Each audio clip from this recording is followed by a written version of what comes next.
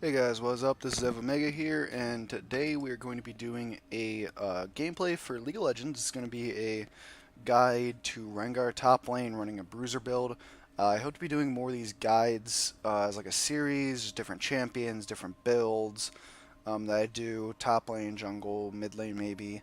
But yeah, first one up is going to be Rengar with a Bruiser build. Bruiser-ish. Rengar usually is obviously assassin. He wants to build AD, lethality, like Ghost Blade, Dusk Blade, one-shot people. This build's more for top lane, where you don't exactly get to get all the Bone 2 stacks early with like roams and that. You can get a couple, but usually this build's meant to you use more natural synergies with items on Rengar as opposed to just feeding off raw stats of your Bone Tooth. But let's get in the build. I'm running Electrocute here. Um, this is mostly because I wanted to test out Electrocute after the recent changes to it, where they have the cooldown but also lowered the damage. I wanted to just test out how it felt using it. Normally, I'd run Press the Attack against Bruisers. Works a lot better to stay in fights, but when I'm running Electrocute, running the ability, or not the ability, the Mastery lets you gain lethality and magic penetration off a leap. I forget what it's called off the top of my head, but that's the first mini rune. And then it goes Eyeball Collection, more AD for takedowns, and then Ultimate Hunter, so I can make more plays with my ult. Lowers the CD of it. For my secondary tree is Precision. I'm gonna be running Legend Bloodline or Legend Tenacity, and then Coup de Grace. You with different options, you can take Legend Bloodline over Tenacity. I took Tenacity this game because they have all the champions that I'm against. Tenacity can affect. Garen has Silence. Kha'Zix has Slow. She has Disarm and Stun. She has Slow. He has Stun and Slow. That affects all that. You also can run Triumph. When you're running Press the Attack, you'd want to run Triumph, either Legend Tenacity or Bloodline, then Coup de Grace, obviously. And then I'd cut out Eyeball Collection, run the Lethality on Leap, and the Ultimate Hunter. But getting into the build I'm going to be doing, the build is going to be Triforce into Titanic, into tank item, the trinity of tank items for Rengar. I'd build third would be Deadman, Spear, Visage, Sterix. Those are three items you're going to build usually one of in 95% of the games you're in because they just synergize with them so well. But starting Longsword here, I prefer it over the Dorn's Blade because you get more short-term sustain. Dorn's obviously out to sustain you long run, but I choose this for short-term sustain, and the Longsword gives you a little bit more AD for the early game trades. Rengar wants a cheese early. Notice I am taking Ignite because I am looking for cheese early with Rengar strong level 1. But getting into the matchup and Rengar in general, if you don't know Rengar's passive, I'm going to be brief. He gets to leap out of bushes. He uses Ferocity as secondary bar. At 4 Ferocity, gains movement speed on cast, and the ability he uses is going to be stronger. He loses Ferocity on when he leaves combat, so you're going to stay in combat, get the Ferocity off. One thing to do is sit in a bush, leap to him occasionally, keep the Ferocity going. And then when he kills an enemy champion, he gains stack on his Bone Tooth Necklace if it's a unique kill, or obviously he can damage them if he damaged them in the last 1.5 seconds of them dying, he will get the stack as well, and his kills up giving bonus attack damage. This isn't as important top lane because we're using more item synergies than raw AD from Bone Tooth, so it's not as important top lane because obviously you can get like a jungle top lane, maybe a mid lane stack, but you're usually going to be missing the bot lane stacks till later in the game. Moving on, his Q gives... Oh, forgot one thing. When you leap out of a bush and you have no ferocity, it will give you your first stack for free. That's one thing to make note of. It can be the difference of winning a trade and losing a trade, whether you get that free stack or not, whether you're sitting waiting for your Q to come back up or not. But his Q gains 40% attacks to next 2 attacks. First attack will deal 30, plus 86 physical damage. Obviously scales up with level and AD.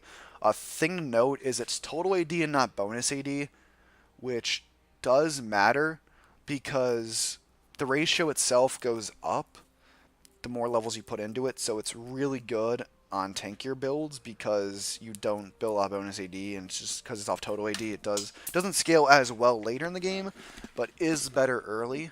And when you're using its ferocity, it will gain more damage, and instead of 40% for the next 2 attacks, it'll be 50% for next 5 seconds, attack speed for next 5 seconds. Uh, that does go up over game. You do see it's white numbers, so it will go up over time. One thing to note is with the unempowered one, the basic one, that 4% attack speed does actually affect the empowered attack itself, so you will get that off quicker. His W, a little bit high of a cooldown, but does heal you based on the amount of damage you took in the last 1.5 seconds. It's 50%. The damage is negligible. I've rarely has the damage made a difference to an extent, but it's mostly used for the heal. When you're hard jungling, it will heal you for 100% because it's the damage from healed from monster attacks is buffed by 50%. Frosty effect, you will do the same healing, but you will also remove any CCs on you. So say Garen silences me, I can use this, get out of the silence, and then use my abilities. Or it really disarms me, I can then break the disarm. Last ability is Bola Strike. Last basic ability, sorry, is Bola Strike. Deals some damage, slows first enemy hit by 30% for 1.75 seconds. Big thing is Frosty, it will actually do a lot of damage late game to squish your targets, and it does root instead of slow them for 1.75 seconds. One of the big things about differences between a good Rengar and a bad Rengar is knowing what empowered to use and when. It's something that will come with playing Rengar and learning different situations, but a good general thing is if you want to burst someone, you want to use Q. If they can get away from you easily, you want to save for E. And if you're in a bad situation, you want to get out, you want to use W. The tankier build usually does use E and W more than the lethality build does. So you want to keep that in mind. The alt for Rengar is Throw the Hunt. You gain 4% move speed and true sight nearest enemy champion within 2,500 range for 12 seconds. After the first 2 seconds, you become camouflaging and leap. You deal bonus damage, reduce their armor. The big thing is reducing their armor, as it allows the tankier Rengar builds to still deal a good bit of damage, at least early game, because you aren't building lethality, obviously, and that armor reduction helps. Big thing is you do gain more movement speed and range in that from leveling this up, so you do get obviously more and more like range, and you can ult sooner and stuff to use to get in the fights. Another thing is you gotta remember that they do see you coming. Once you reach in a certain range, they will get a notification. They don't know exactly where you're coming from, but once you do close into the leap range and you start your leap, you will be seen. So you gotta watch out for that. And then let's see, getting the matchup 30 seconds until minions here. You want to take bush control early on as Rengar. That is important because you want to use it for your passive, because your passive allows you to be aggressive. He is conceding bush control early, staying at his tower. Gonna watch here, I'm gonna leap, get the first stack, Q. At this point I just want to build up stacks for an early level 1 engage. You see here, now you see he's gonna walk up for an auto attack here next. I'm gonna engage on him, you're gonna watch. Slow it down, leap, auto Q. Auto again, I'm silenced, I'm waiting for a silence to go off, auto Q. You want to make sure you're weaving Qs with autos to get the auto attack reset to the fullest potential. Keep trading. This one, ignite him, Q, and he's dead. You guys did that much through bone plating. And came on top. I'll leap there. Oh, actually I'm running Triumph instead of Legend. I thought I was running Legend there. Oh well. Yeah, so he's going to take a trade against me here. I got my level 2, so I got my Roar and get my Empowered faster. The biggest thing is not exactly the ability. It's more you can get the Empowered ability faster the more abilities you have unlocked. That's the key thing, is your Empowered Q does like a lot of work in early game trades. Because it does a good chunk of damage, as well as buffing your attack speed, which lets you get out more DPS than the enemy. Thing is, I'm staying greedy around here because I'm delving not quite enough for the Sheen yet, so I want to stay for the Sheen. If you're newer, I honestly wouldn't recommend this at all because it is a little bit sticky. You have to play this right. One of the reasons I mainly am sticking is because I see Eve nearby. And also he's been taking some not so smart trades, so I feel like I could outplay him. Oh, see Eve's running up. I'm going to bait him at this point. By the bush at him. He's going to take it. Gonna run away. Eve's saying charm. This guy is pretty much dead. I'm going to Q a Bola, and he's dead. At this point, I'm going to shove the wave to the tower. One thing you want to make sure you're doing is if they're dead and like his TP's down, you want to shove the tower, so it's then going to start bouncing back towards you, as well as he's also going to miss a lot of XP and gold on towers. And you'll see I'm level 4.5, while he's still level 3. So I have a solid, at least half level of XP over him. We can actually check that as he's coming back. Yeah, I have a solid full level of XP over him. Backing, first back, and get the Sheen. It does synergize really well with our Q, as well as Rengar is a cooldown restricted champion where he's only limited by his cooldowns. He doesn't cost health, mana, anything, he just needs his stuff coming off cooldown. At this point, there's a big wave, so I want to clear it out some before I do make another engage onto him. So I'm going to clear out some minions, and you're going to see me engage onto him here. I clear out some minions, I do see he's stepping up, so boom. I hit the Empowered E on a minion, so I'm going to lose this trade here because I want to take a short trade here. I'm going to have to flash out because he would have Q'd and killed me. And then I'll just farm. At this point, he's going to make a smart play. He still dies for this, but he's going to rush me in a tower to get the shutdown gold. It's just a really good play. He gave me a kill, but he got the shutdown gold, and he's also forcing me to miss this wave under tower, which isn't exactly going to even out the XP, but it's going to... He actually is out leveling me at this point. It does even out the XP. So that did even out this thing. I'm still 3 kills to his 1, so I've already started building the Phage. At this point, he does make a dumb thing. I mean, he takes a trade. It isn't that bad. We're going to watch this trade here. Auto Q. I am slapping him. And then at this point, he turns in, hesitates, turns back in. And if he runs here, he's safe. He can come back. But he chooses to stay and fight, and he dies for it. So we're going to keep pushing here. Yeah, but in that case, if he backed off, he might be able to sustain me through his passive and potion, and then got his ult and actually be able to win a fight. But you're going to see how much damage I can do with towers here with Sheen and my autos and Q. You might have already noticed Aurelia's actually DC'd this game, which actually does play a big part. Because Rengar is really weak to ganks. He needs a snowball, but he's also weak to ganks until he hits 6 and can just ult out. But with Aurelia not here, Kha'Zix has to cover mid and you can't gank me. Here you're going to see I'm coming back to a good-sized wave. There's some trading. You're going to see a trade here. Waiting for his W wore off, so I know I can go in for a trade, get the Q off. Q. And then you're going to see a bad trade by me here. I do make the mistake. You gotta realize after 6, Rengar is going. You have to play the trade smarter because they usually have a combat ult where you don't, in a sense where they can use their combat or their ult directly in combat to make an advantage, like he did. Where I have to back off and I have to use my ult for a re-engage here. Now, here's what I'm thinking. Kha'Zix is nearby. He does flash onto me. At this point, I'm out of range. I did dodge W. I'm choosing to go back onto here, but the problem is I couldn't get the empowered Q off because Kha'Zix Q'd me. That was the big thing. I would have lived if I had gotten the empowered Q off, but Kha'Zix Q's me there. I do got Ninja Tabis here because they are all AD. More armor is good. A lot of minions of tower here. Coming back, he backs off. I'm going to shove wave then.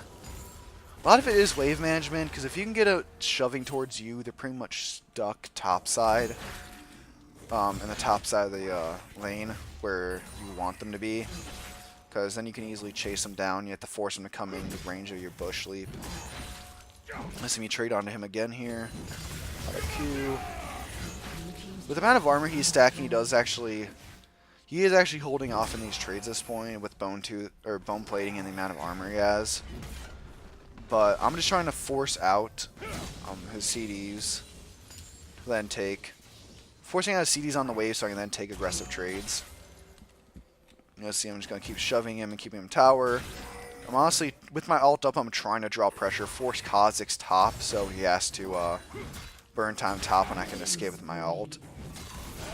I see a trade here. There's a fight. I choose to take the fight. I could run here, but I'm choosing to take it. Q, ignite. He's low. At this point, I'm going to ult because I see him low enough. I'm going to ult and flash, secure the kill. That's the thing with Rengar is with that flash play I did, he has pretty much no time to react to me diving him. Blue The team's only turret as has soon been as he sees me, I'm destroyed. already in air at him, and with the burst of my ult and then double Q, he's not gonna live. He tried to get his ult off, which was a smart play, but it just wasn't enough. Push tower, gonna back.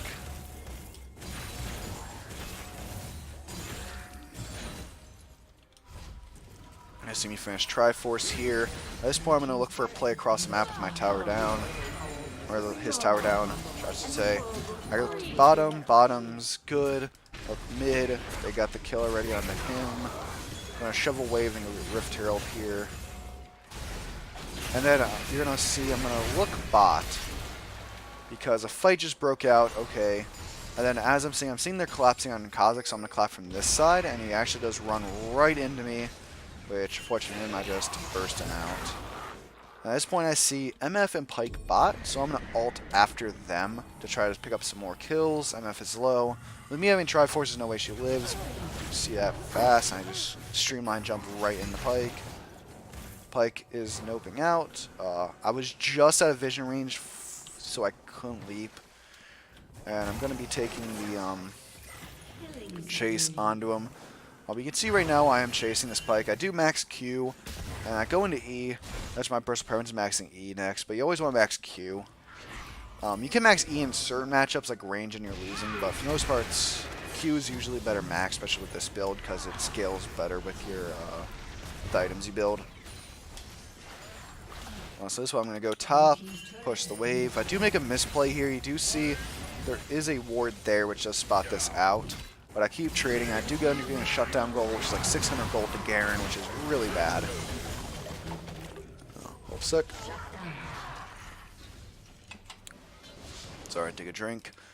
But yeah, so you pretty much the main thing, you want to be putting a lot of pressure on the map because you have your ult and you can roam easily. Like you could be pushing top lane, fights happening, you hit R, run through the jungle, and boom, you're right there.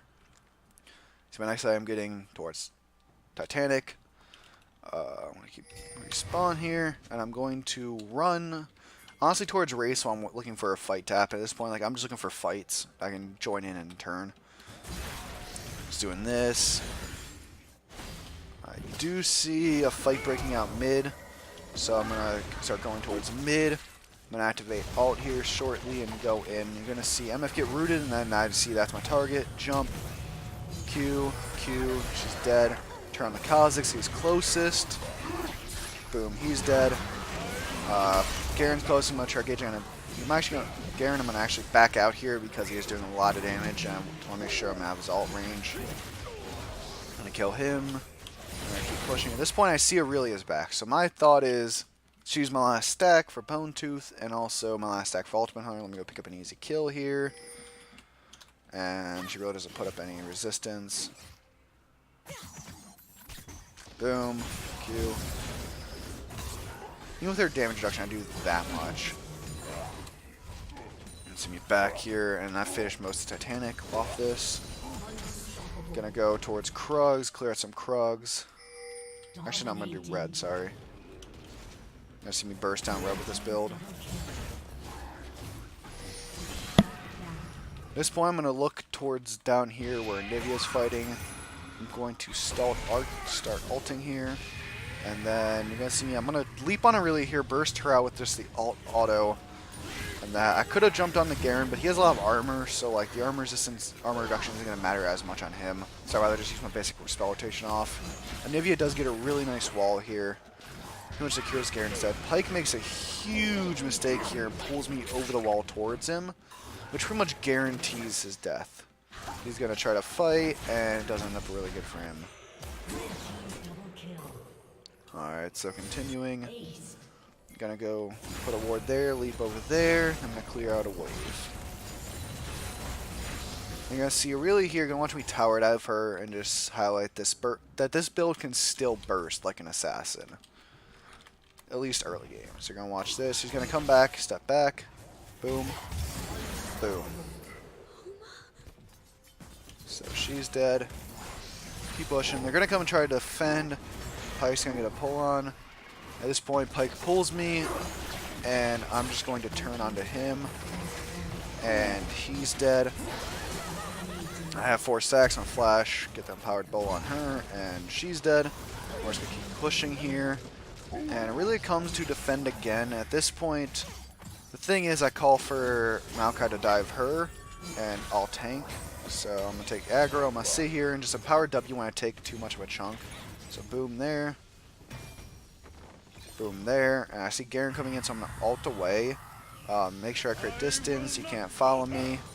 I look back, see if I can somehow help Maokai. I can't, so I'm going to go do Krugs. Or not Krugs, Raptors. Garen does catch me out here, and I do die because I'm the villain. Alright, so 14-4. We are 20 minutes in the game. I have 14 kills. There's Titanic. I'm building towards Deadman's. Like I was saying before, the trifecta of tank items on Rengar, in terms of just items that synergize with them really well. You have Deadman's, going to give you move speed, Horn for your ult, as well as that slow, so you leap out of a bush and boom, they're slowed. Also, it gives you a little bit of burst. Biggest thing is armor and health. You have Steric's Gauge. You just saw Pike get blown up there. But Steric's Gauge going to give you 80, that nice fatty shield against burst decomps. So if you're against like a LeBlanc, Jhin, stuff like that, it's going to help you. You can see, this is where tank build shines. They try to kill me. I don't know how that actually canceled his ult, but it did. And I get out. And then lastly, you have Spirit Visage, which is the most defensive of the 3. It's going to be really good against AP heavy comps because you're going to get more healing from your W, which heals up the burst, as well as you're going to get CDR, which is obviously synergizes really well. I'm going Deadman's here. I do actually get it. And you're going to watch how fast I then move roaming with it. You're going to see us... Shut down. Oh. Alright, so I'll go for this. You're going to see me ult with...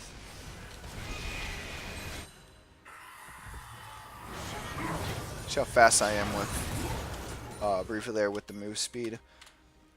Come up, get a free kill again.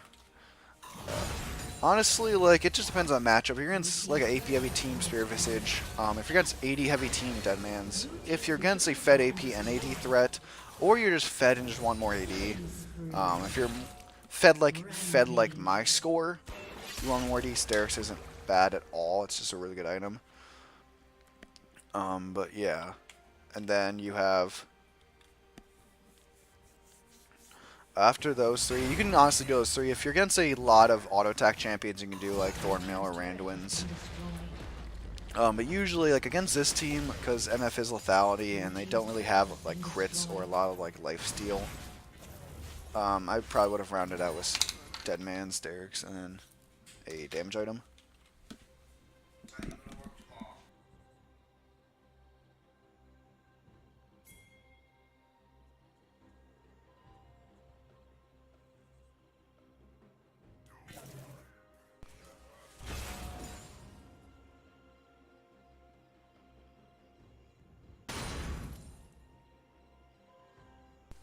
Alright, sorry about that.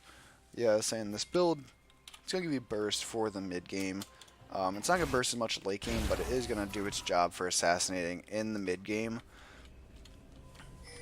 But it will fall off, you got to realize that. It's not going to go carry you as far as the lethality build in terms of burst.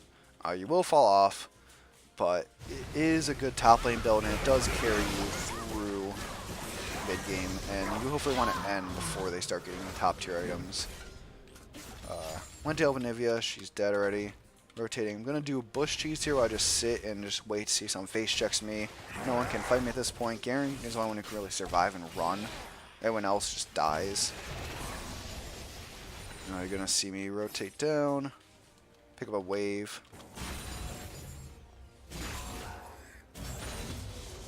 And you're going to see me go here. Wave, you're going to see bushies again. This time I am warded out, so they do get a nice engage onto me. At this point, my first thing is survive. I do see teammates nearby, so I'm just going to try to survive as long as possible. And I do. And again, power the build, armor, tons of health. I survived there. This time I do finish Sterix, which does help. It pretty much at this point that would never happen again. I could actually just turn and kill Kha'Zix once I finish Sterix. In that case, then just turn Pike. But continuing, at this point, going down to a dragon. Just buying time level 16 at this point. I don't want to do the quest. I'm gonna go see Pike. I wore out the red. See, red's not there, or red is there, but that's not the thing. I'll go kill Pike. Gonna go pick up another Fat Wave bot to get more gold. If you look at my farm at this point, I'm at 208. I have the most in the game. I'm just pushing sideways and just putting pressure across the maps, pretty much pulling their team apart. I'm gonna push this out. I do see we have Baron. They're calling for someone to defend here. You actually watch Eve rotate down to cover me. I am seeing Eve rotating down, so I'm gonna keep hitting the inhib and gonna actually go for the fight here. I'm letting Eve deal with Pike while I deal with Aurelia. She kills Pike, I do kill Aurelia, and then we're backing off here. MF does step up while tanking a lot of mini damage, so I'll take my turn to flash onto her. Q, she's dead. Trying to Garen, I do see Ka rotating down, so I'm going to back off a little bit. Ka does go for me a little bit. I do get Ignite, I do go for the all play on the Garen, but he just turns and ults me before I can get the leap off. I didn't realize I was the villain there. Thought that was a misplay. At this point, closing on in the game, Ka does reach level 16. The hunt activates. If you click on me, you do notice I have... Oh, sick. Yep, there it is. The hunt is on. At this point, I see Rengar must kill Kha'Zix first, become the ultimate hunter, assist count. The twist monster is evading me for too long. I'll have his head. Pretty much, Rengar and Kha'Zix do a quest with each other. Whoever kills or assists in killing the other gets a bonus.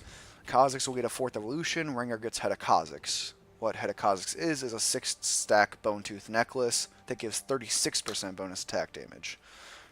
Good thing to note is even if you're at like 1 or 3 stacks, like you can be not full stacks, not 5 stacks, and you would still get up to 6 stacks. You would still automatically max out with Head of Kha'Zix. So at this point, I'm just looking for Kha'Zix in the fight. I don't know how this stun hits me. I do see Kha'Zix show up, so I'm going to ult here and go after him. Do dodge Pike's thing out. Kha'Zix slips safety. It's no stun. We're safe. I do kill him. And yep, see there's victory. Rengar slays the world against this Kha'Zix, proving the world he's Ultimate Hunter and Head of Kha'Zix. At this point, game's over. You do see this build does do a lot of burst early. I don't get to show you the late game because this game didn't go long, but eventually you do actually fall off. It does become a lot harder to run team fights with this, just because there is so much appeal in that usually. But this is a solid build top lane. You can do a jungle. But yeah, that's the build. Basically, Triforce into Titanic into tank items that synergize the Rengar. If they do have a lot of auto attacks, you can go into the like Thorn Mail or Randuin's, or if they have a lot of repeated damage, magic damage, you can go adaptive as well. Those are all options, but yeah, that's a general build. Thanks for watching. For like next couple episodes, probably gonna do like an attack speed Rengar, stuff like that, like Borg Blood Razor. But yeah, I'll catch you guys next time.